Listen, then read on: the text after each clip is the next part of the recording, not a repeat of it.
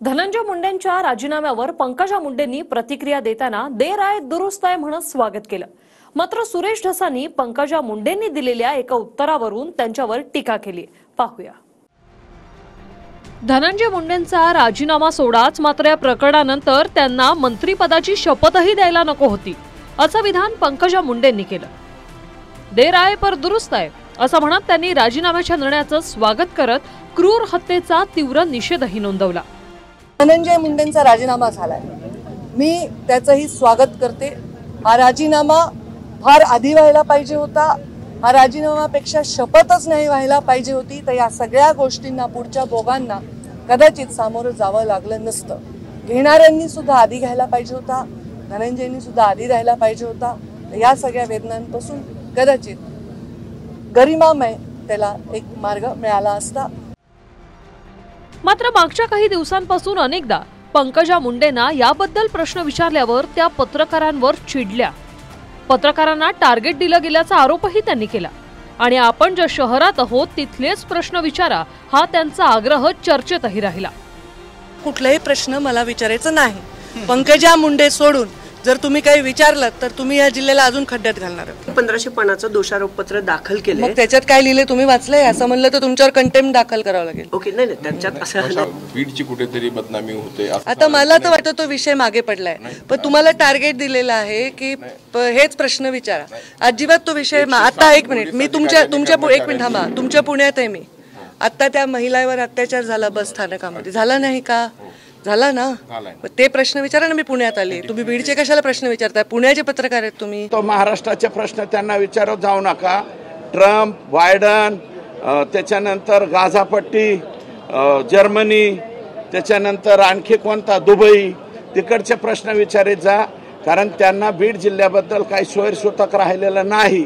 कारण हा संतोष देशमुख आत्ताच्या लोकसभेला सुद्धा एका बूथवर भारतीय जनता पार्टीचा बूथ प्रमुख आहे आणि धनंजय देशमुख सुद्धा भारतीय जनता पार्टीचा बूथ प्रमुख आहे। हत्येवरून समाज आणि जातीवरून बोलायची गरज नाही असं सांगतानाच पंकजा मुंडेंनी या घटनेनंतरच्या दोन समाजाच्या सद्यस्थितीचा संदर्भ दिला आणि हल्ली प्रत्येक गोष्ट जातीवर जात असल्याचंही त्या म्हणाल्या। ज्या मुलांनी ही हत्या केलेली आहे त्या मुलांच्या मुळे समस्त राज्यातील समाज ज्यांचा काहीही दोष नाही तो सुद्धा मान खाली घालून गंभीरपणे वावरत आहे। खरं तर त्या समाजाची जी मुलं आणि ज्याची हत्या झाली त्याची एवढी निर्घृण हत्या झाली, त्यामुळे तो समाज एका आक्रोशात वावरत आहे। खरं तर समाज आणि जात याच्यावर बोलायची गरज नाही, पण आता परिस्थितीच अशी आहे, प्रत्येक गोष्ट जातीवर जाते। गुन्हेगाराला कुठलीही जात नसते, अमानुषपणे कोणाला निर्दयीपणे संपवणाऱ्याला कुठलीही जात नसते आणि त्याच्यावर एक निर्णय घेणाऱ्या राज्यकर्त्याला सुद्धा जात नसली पाहिजे। सावरगाव गडावरून जे भडकाऊ भाषणं झाले, कोयते घासून ठेवा, या सगळ्या नेत्यांचे भाषणं तपासा ना तुम्ही। किती 20 लोकसभा आणि विधानसभेनंतर बीड जिल्ह्यात आणि परळीत पेरलं, त्यातून हे निर्माण झालंय। अन्याय हो, जातीचा काय संबंध आला?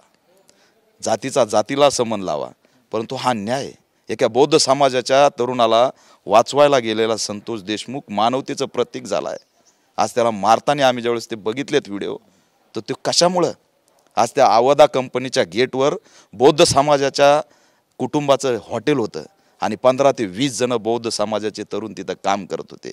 यांना कब्जा करायचा होता तिथं, त्यांना मारलं म्हणून माझ्या गावातल्या पोराला का मारलं म्हणून संतोष देशमुख धावत गेला दलिताच्या लेकरासाठी आणि त्याचा अंत झाला।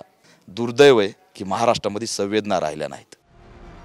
पुणे नागपुरातही गुन्हे घडतात, तेव्हा त्या शहरांची बदनामी का होत नाही असाही प्रश्न पंकजा मुंडेंनी बीड प्रश्नावर केला। मात्र याच पंकजाताई धनंजय मुंडे महायुती सोबत येण्याआधी बीड मधल्या दहशतीवरून प्रश्न उपस्थित करत होत्या। हे नाकारून कसं चालेल? इतक्या क्रूर हत्येनंतरही बीड मधले अनेक लोक, स्थानिक पत्रकार बोलायला पुढे आले नाहीत। ही दहशत नेमकी कशाची होती? हत्येनंतर जिल्ह्याबाहेरच्या अनेक पत्रकारांना वार्तांकनासाठी का यावं लागलं? बीडमधील पोलीस नेमकं कोण कंट्रोल करत होतं? असे प्रश्न फक्त विरोधकांनाच नव्हे तर सत्ताधारी नेत्यांनाही का विचारावे लागले? मी विद्यार्थी दशेपासून मुंबईतल्या गँगवॉर बघतोय, विद्यार्थी दशेपासून. पण मुंबईत उघडपणाने दाऊद विरुद्ध भूमिका घेणारे पत्रकार होते, सामाजिक कार्यकर्ते होते, लोक होती जी दाऊद विरोधात बोलायची. दाऊद हा त्याचं काय वर्णन करायला नको. पण मी तुम्हाला सांगतो, मी अनेक जणांशी बीडमध्ये बोलतोय. अनेक जण सांगतात की साहेब माझ्याबरोबर हे झालं, साहेब माझ्याबरोबर ते झालं. बोलता का? नाही हो साहेब, हा बाहेर आल्यावर ठेवणारच नाही. हा जो बाहेर आल्यावरची भीती लोकांच्या मनात बसलेली ती अजून निघायला तयार नाही. राजीनामा द्यायला खरंच उशीर झाला.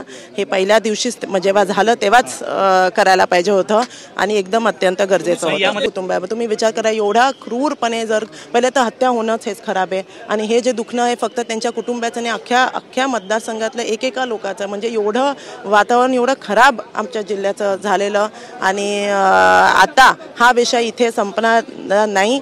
हा काय म्हणतात, हे सगळे जे आरोपी आहेत त्यांना फाशीपर्यंत. Bureau report, TV9 Marathi.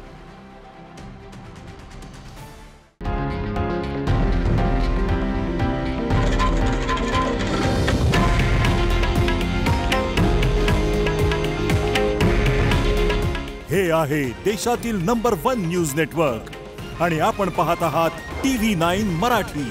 काळजी तुमची, हित महाराष्ट्राचं.